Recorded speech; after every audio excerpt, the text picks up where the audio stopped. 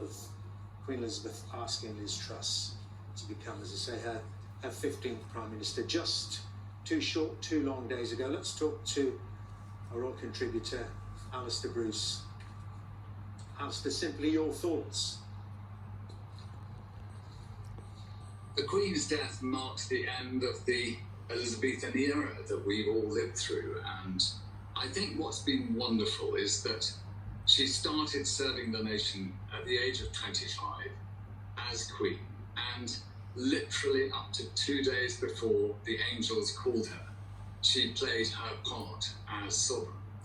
And I think throughout it, she has smiled with us, she has been sad with us, but she's always led us.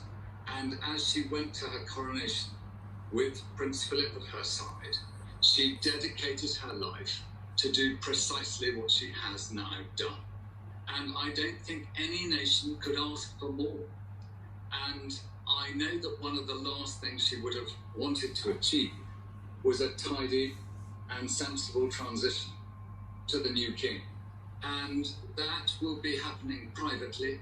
It will have been a private family time today at Balmoral, but almost immediately, the process of the constitution into which she stepped in 1952 will, in its own way this year, move forward to take the crown that she carried from her father onto her son. And I think that it is the example she's always given, not only as Queen, but also as head of the Commonwealth, in massively changing times, that he will always have as a guide.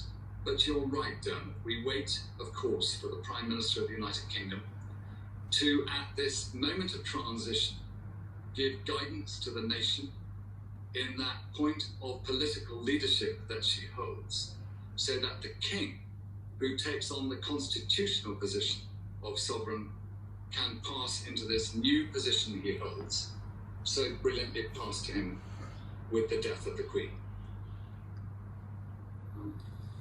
And it's hard to adjust to, Alistair, isn't it?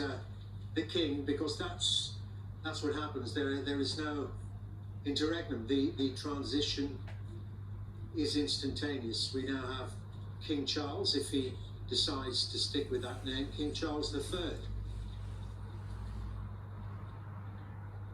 When Churchill spoke to the nation soon after the Queen acceded to the throne at the early death of her father, he said that he, like many of his generation, would once again be able to sing God Save the Queen. And of course he remembered the time of Queen Victoria. But undoubtedly now, with the return of a king, there are many in our sort of parents' and grandparents' ages who may well still be alive to sing God Save the King again, as they did in